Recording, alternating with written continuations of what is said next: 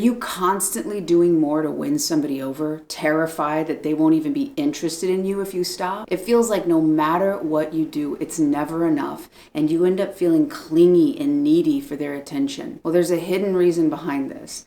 I know this because I've lived this exhausting reality for nearly 20 years. I got stuck in a cycle of proving myself, never knowing if I'd actually feel secure in a relationship. But everything changed when I discovered one approach that transformed everything. Suddenly, I wasn't chasing anymore. People actually reached out to me, telling me how much I meant to them. So in this video, I'm gonna reveal the surprising truth behind why you keep chasing, a simple, powerful method to stop chasing after love, and exactly how to naturally attract people who truly appreciate and value you. To start, let's uncover the real reason you're chasing love in the first place. So I want to draw this out to make it super easy to understand. This is you and this is your current romantic interest. This line between you two is your connection. And when you feel connected to them, you feel safe, you feel secure. Now, things could be going good for you in this relationship, then all of a sudden, out of nowhere, this connection is compromised. You feel your partner pulling away or not connected to you as strongly as before, so it compromises your feeling of safety.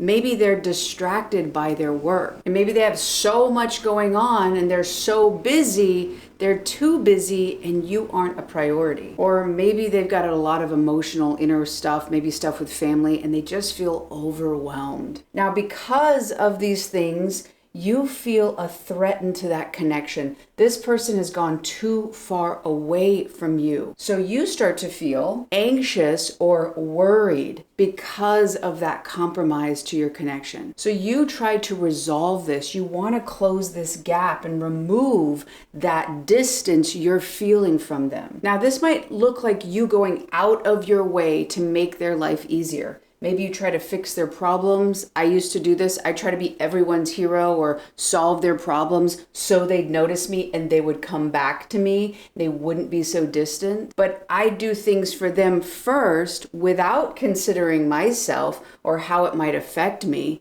I'd always make myself available to them.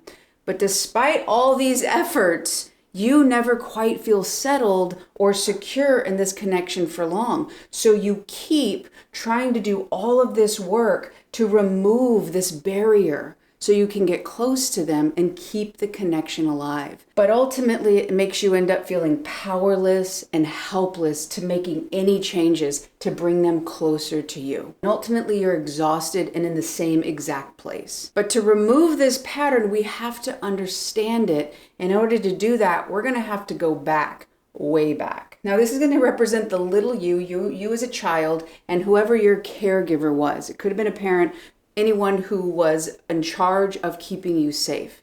As children, we need emotional connection as part of our developmental process, just as much as we need food in order for our bodies to grow.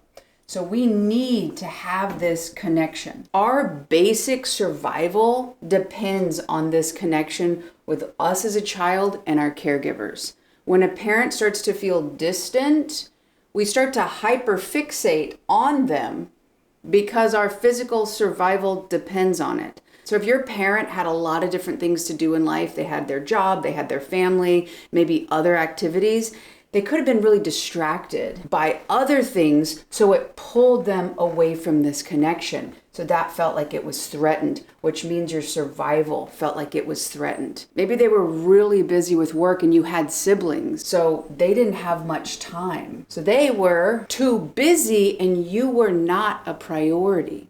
And maybe your parent has a lot of trauma in their life. They had a lot of stuff internally, and they felt really overwhelmed with life itself. Now, this created a boundary issue. Usually we hear about boundary issues about people crossing our boundaries too close. But this is a boundary issue where somebody moved too far away. This feeling of safety and survival was compromised. It caused you to feel unsafe because you didn't know if you were still connected to them. And that connection meant physical survival. So this sent off alarm bells in your little mind. Once that boundary was crossed where they went too far away from this connection, you start to feel anxious and worried if you were okay because they were too far away. You needed to stay connected to stay alive. So naturally you focus on your survival and fixate on the source of protection,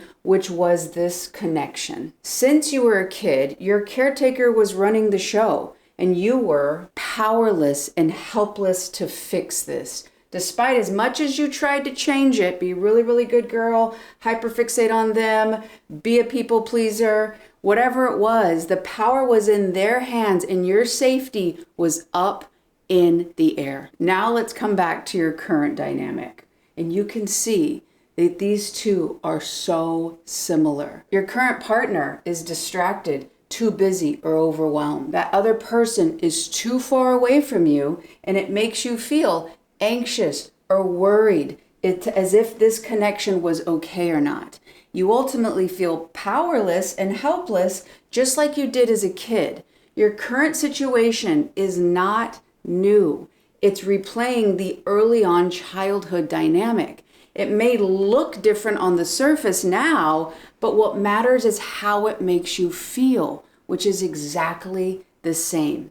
In my life, when somebody pulled away, sometimes it felt like I was physically gonna die. I would panic and impulsively chase after them as if that was my only chance of survival. Why? Because I was replaying an early on pattern, feeling that my sense of safety was in the other person.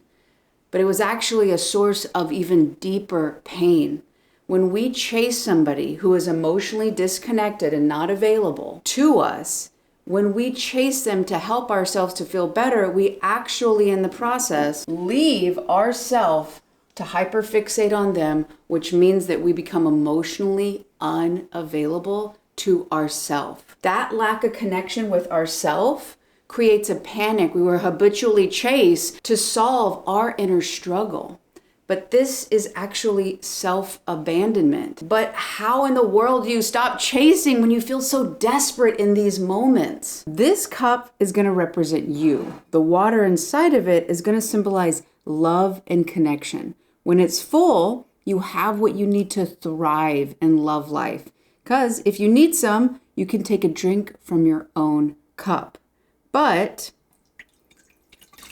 when your cup is empty and you don't know where or how you can get more love and connection that you need to survive, you feel unsafe, just like you did as a kid. Now, this cup represents your romantic interest. When your cup is empty and you're thirsty, you become desperate for water. You look over and you see your romantic interest cup is full and you know you need that water. You start to focus on getting closer to them, prioritizing them, maybe changing yourself like I did to people please them so that maybe you can get a little bit of that water that you so desperately need. This is the chasing loop. But what if this was not your only option? What if when you looked out, you saw other cups too? Now, these could represent things that bring you joy in life. It could represent friends and family. They're all potential sources of emotional connection and fulfillment for you. As you learn to get your needs met from different sources, you no longer feel desperate and gradually your cup fills. So you're no longer relying solely on this one person to quench your thirst. Because the reason you chase is that because you feel that you cannot get the water in your cup unless your romantic interest provides it with a text or a call or a commitment. You've linked your emotional needs being met to this one person, which is echoing the pattern from your childhood. To break free, you're going to need to understand yourself deeply, something that your caretakers never taught you how to do, but you can learn. The cycle of having your needs overlooked actually feels familiar, which is more likely where you find people that match that. You might feel clingy or you might feel needy, which is again why you're chasing. But here's the key. You can break this pattern by learning to meet the needs for yourself. Filling your own cup will not only break you out of this old pattern, but it also invites a healthier relationship into your life. And don't worry, if you're already in a relationship, you can still make these changes too. The most crucial step is breaking the pattern of rejecting yourself.